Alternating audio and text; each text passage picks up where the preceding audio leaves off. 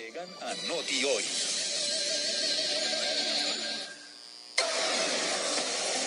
Las opiniones vertidas en este espacio son de exclusiva responsabilidad de sus protagonistas.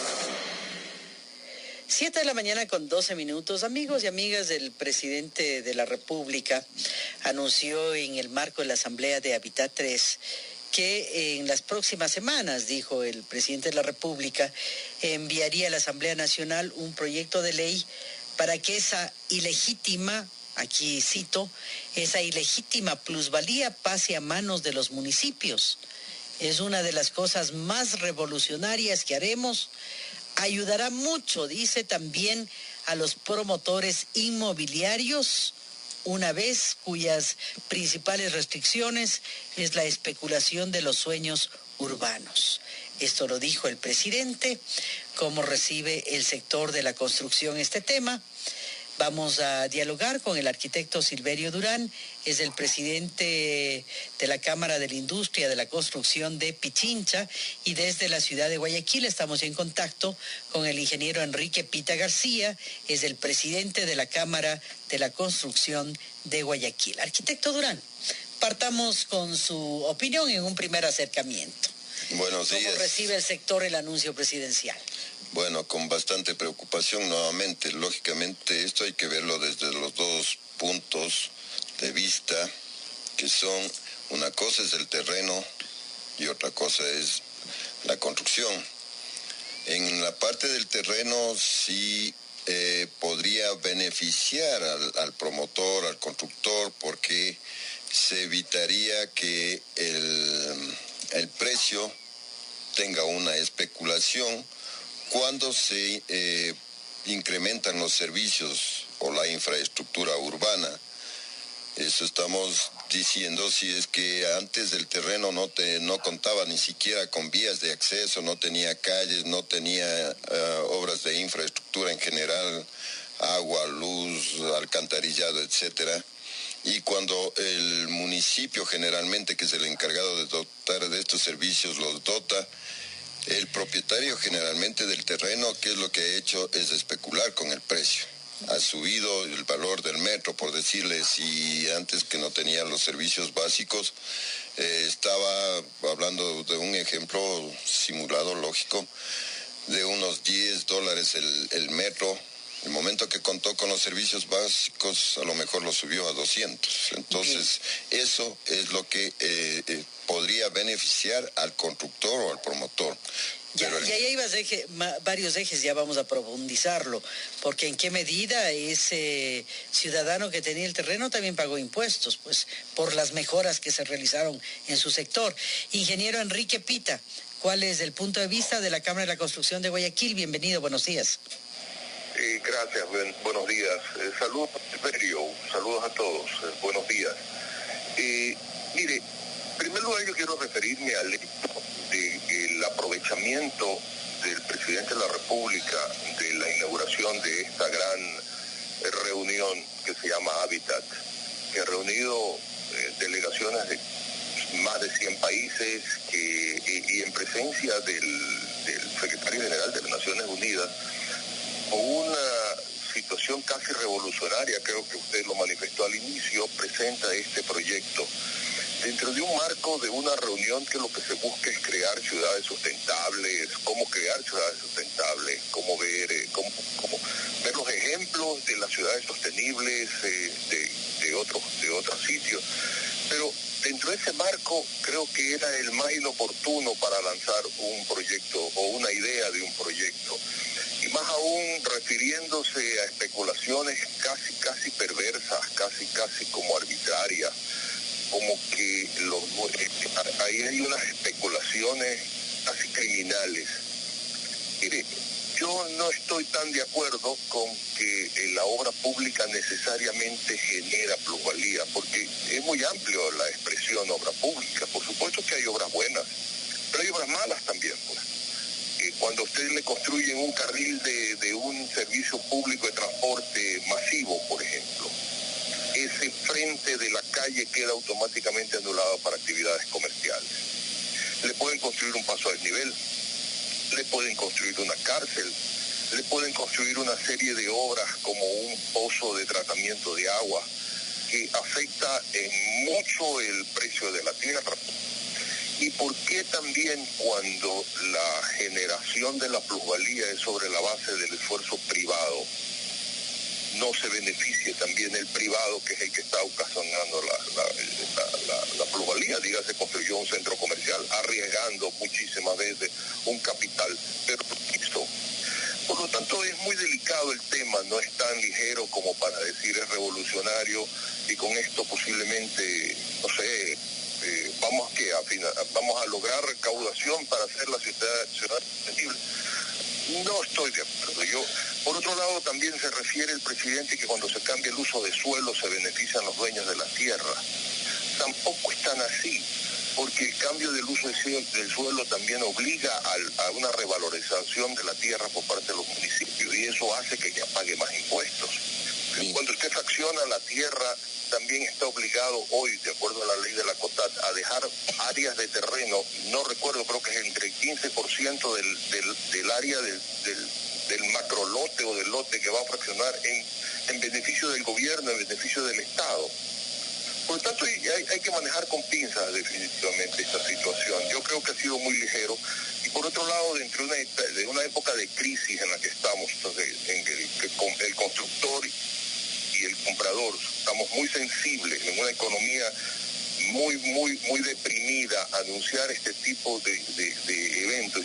Insisto, y quiero reiterar en aquello, en una imprudencia por el sitio y el momento, pero anunciar una situación no ayuda definitivamente al entusiasmo que pudiera tener los desarrollistas y los promotores para construir viviendas. Bien, arquitecto Durán, yo recuerdo que el presidente Correa, cuando recién lanzó esta idea, puso como ejemplo el tema de UNASUR. Decía que habían construido pues ese edificio tan grande, en fin, y que habían querido obtener algunas ampliaciones y que, claro, al tener semejante edificio, los terrenos contiguos habían subido 2, 3 veces el precio y que era inadmisible aquello. ¿Es posible encontrar un punto medio, es decir, para que no haya ese tipo de abusos, pero que también, pues bueno, algún beneficio pueda obtener la persona que tiene ese terreno y que se beneficia del entorno? ¿Punto medio es posible? Sí, es posible. Y perdón, un saludo a Enrique en Guayaquil. El asunto es que debemos tener, lógicamente, o debemos ajustarnos a ciertas normas, en este caso en las normas urbanas, que son las ordenanzas que generan los municipios. El municipio de Quito, ustedes saben que tiene por ordenanza ya un cobro de plusvalía del 4%, a pesar que la COTAC dice a nivel nacional que será un 10%, pero el municipio lo pudo hacer bajo una ordenanza, bajarlo al 4%. Las especulaciones siempre existirán, los negocios siempre existirán, cada persona está en su derecho de buscar su mejor beneficio. Lógicamente que si se salen estos beneficios, estaríamos ahí sí inmersos en lo que el presidente de la República habla, ¿no? Que son las ganancias ilícitas o la plusvalía demasiada. Si las reglas no están claras. Si las reglas no están claras, se puede manejar de esa manera muy indiscriminada, muy suelta, muy diversa, pero si las reglas están claras y lógicamente si el mercado también lo exige. O sea, yo puedo poner un precio extraordinario del metro cuadrado a $1,000, pero si no tengo el cliente que me lo pueda pagar, quiere decir que simplemente el negocio no se hace.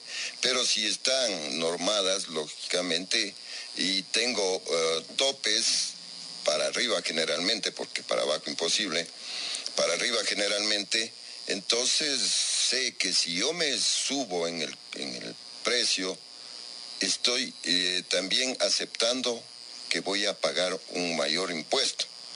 Pero si estoy dentro de los rangos, estamos hablando ahorita solamente de los terrenos, no estamos hablando de las edificaciones, que tiene otra connotación que ya la podríamos conversar, pero en los terrenos, lógicamente digo, si es que no tengo el cliente y no es tan cierto o no es tan claro que todo mundo esté obligado a comprar a ese precio. Entonces esto también va un poco por la oferta y la demanda. Ahora, ingeniero Pita, ¿usted creería entonces, aunque no conocemos en detalle la totalidad del proyecto, pero si se pretende normar el tema de la plusvalía de los terrenos contiguos a grandes construcciones, ¿ese elemento le parece necesario o no? Absolutamente no. Mire, es lotería, por llamarlo de alguna manera. Si el gobierno como argumento dice que los terrenos aledaños al nuevo aeropuerto de Quito subieron indiscriminadamente, el gobierno tenía todos los recursos legales para expropiar el terreno y hacer todos los parques que hubiera querido. Por lo tanto, como ejemplo, no me resulta sostenible esa idea. No entiendo cómo el gobierno se dejó sorprender. Por último, la tierra está normada y el precio y el avalúo de la tierra está normada por los municipios. Por lo tanto, es el municipio el que determina, y las transferencias se hacen sobre la base hoy por hoy de los avalúos municipales. Por otro lado, también es cierto que en el desarrollo de proyectos inmobiliarios, el valor de la tierra es determinante en el valor final del proyecto, sea esta urbanización o sea esta vivienda. Hay reglas de oro que dicen que, por ejemplo, el precio de la tierra no puede costar más allá del 15% de lo que va a obtener usted en la venta de las unidades. Y si por pagar mucho por la tierra va a tener que vender las unidades muy caras, no hay negocio, pues. Y lo mismo es en las urbanizaciones. Por lo tanto, es el mercado el que determina. ¿Pero no reconoce que puede haber abusos, ingeniero? Vea, abusos va a haber, con impuestos y sin impuestos, definitivamente. Ahora, arquitecto Durán, a propósito de lo que refería el ingeniero Pita, la ley también debería entonces prever qué ocurre cuando al lado de la casa o al lado de una residencia se impone un botadero de basura, por ejemplo, o se ubica una cárcel, en fin. ¿No debería también resarcirse entonces en la misma línea al ciudadano porque le baja la plusvalía? ¿No debería haber equilibrio ahí entonces bajo esa línea de reflexión del mandatario? No, bueno, esto está normado bajo un ordenamiento urbano. Las ordenanzas no le permiten tener el uso del suelo indiscriminadamente. Esto tiene que estar completamente regulado como lo tenemos. Yo creo que en la mayoría de los municipios del país, y hablo por el municipio de Quito, lo tiene perfectamente ordenado el uso, la ocupación del suelo. Lo que vamos es un poco, y si vamos avanzando también, perdón la repetición, vamos avanzando en el sentido de que si yo tengo un terreno caro, lógicamente, bien lo manifiesta Enrique, no voy a poder hacer vivienda barata. Entonces, eso también hay que tener muy en cuenta. Lo que queremos es que se regule y no se especule en principio el terreno. Lógicamente, ya dentro de la construcción, ahí sí nosotros nos vemos afectados si es que la ley viene dentro de los mismos términos con las que como se envió inicialmente. Difícilmente alguien haría una inversión en vivienda, por ejemplo, ¿no? Me refiero justamente, porque nosotros hemos hecho corridas dentro de nuestra institución para ver cómo puede el inversionista tener su beneficio o que esto le sea un negocio atractivo. El negocio de la construcción siempre ha sido atractivo, bajo ciertos parámetros. Pero ahora en este caso, viendo cómo se está queriendo imponer las normas para la venta, que el presidente dice en las ganancias ilícitas, la cosa no es tan así.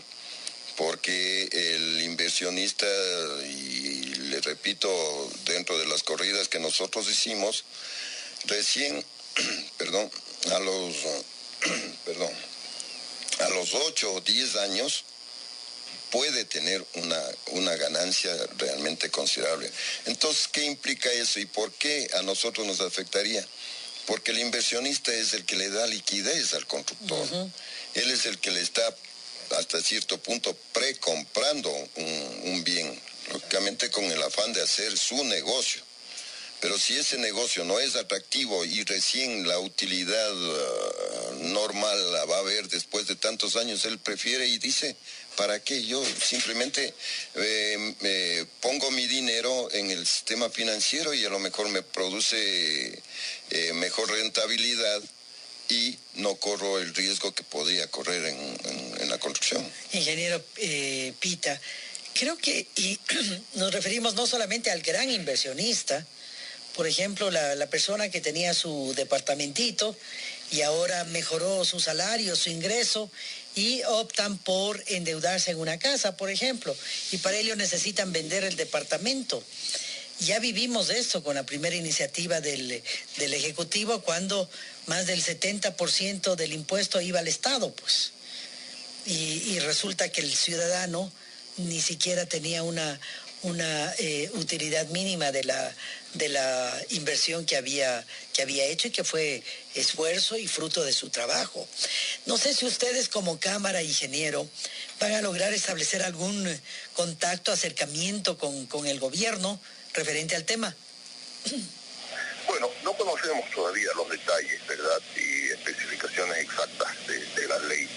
Antes de que se elabore el proyecto, ingeniero. Claro, lo que pasa es lo único que podemos nosotros es expresar la inconformidad en la visión que tiene el gobierno respecto a las supuestas, comillas, utilidades ilegítimas, a la forma casi como agresiva, como que hay una serie de pícaros que ahí están por ahí, dueños de propiedades que se benefician de, comillas, obras públicas para beneficiar y lucrar ilegalmente.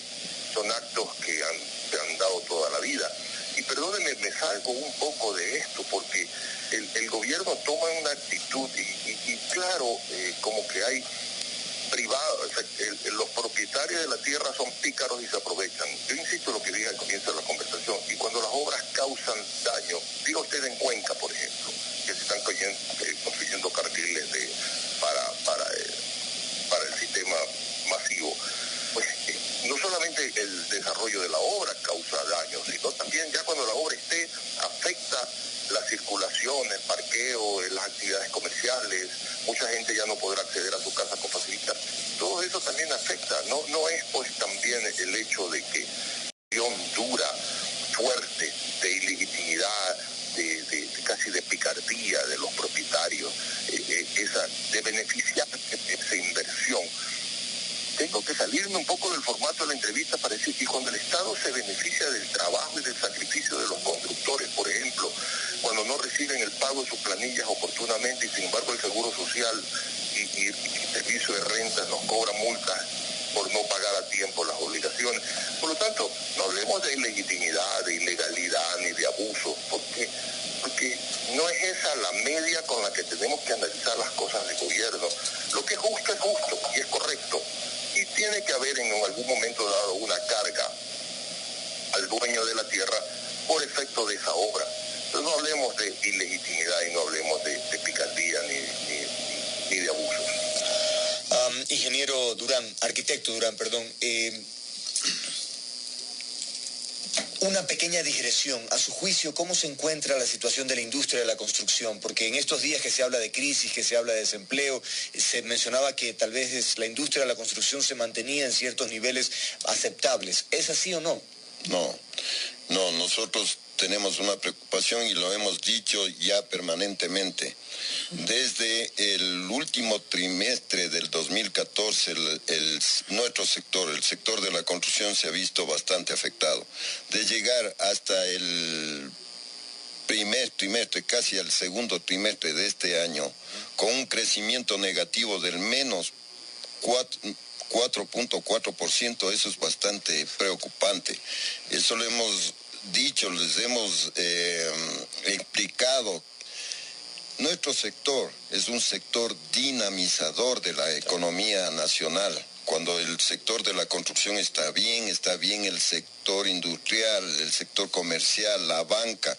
Hay más generación de empleos, tanto para la mano de obra como para los profesionales.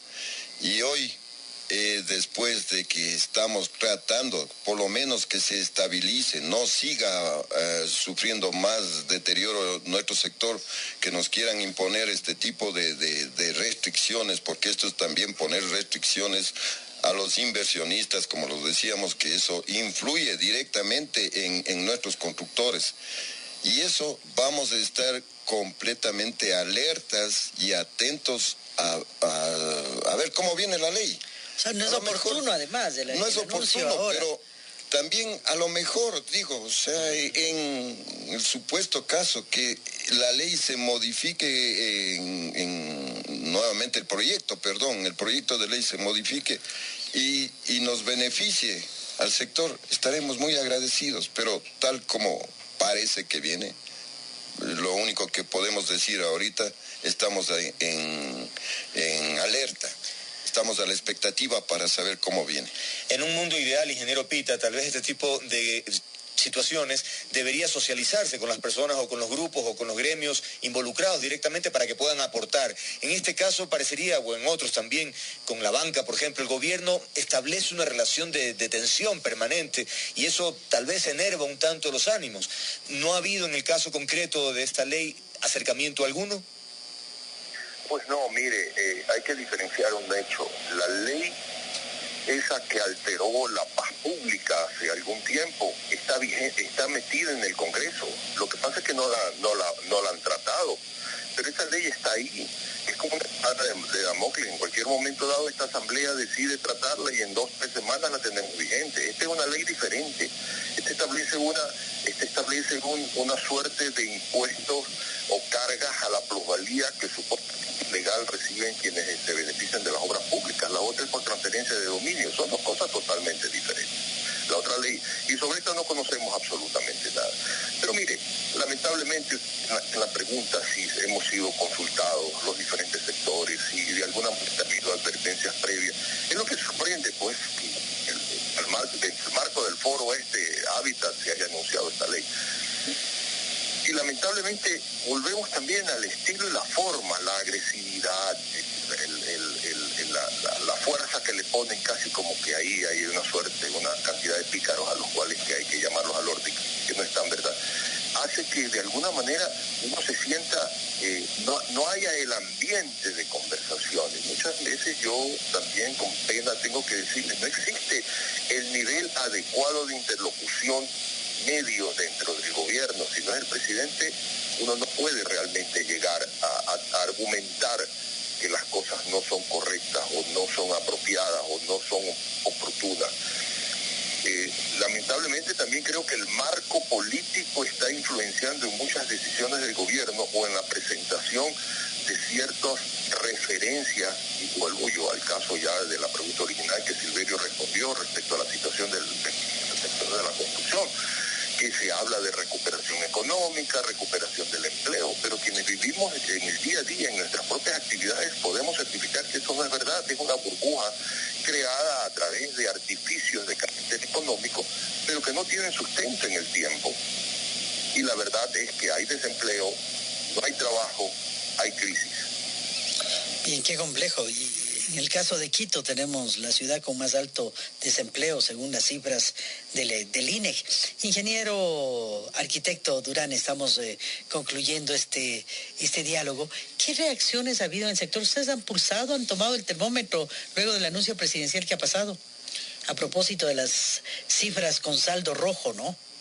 Claro, este anuncio que lo hace, y bien decía también Enrique, dentro del marco del Hábitat 3, que es un evento internacional que crea y ha creado y seguramente va a seguir creando esa expectativa porque es un evento técnico de gran aceptación a nivel mundial, y que dentro de ese marco se diga que se va a volver nuevamente a enviar el proyecto de ley, pues causó una grave preocupación en nuestro sector.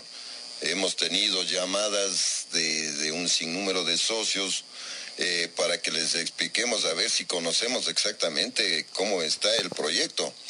Nosotros lamentablemente no conocemos con exactitud cómo viene o cómo lo piensan enviar. Y eso también nos tiene en esta expectativa, que es una incertidumbre hasta saber cómo. Mientras tanto se paraliza todo.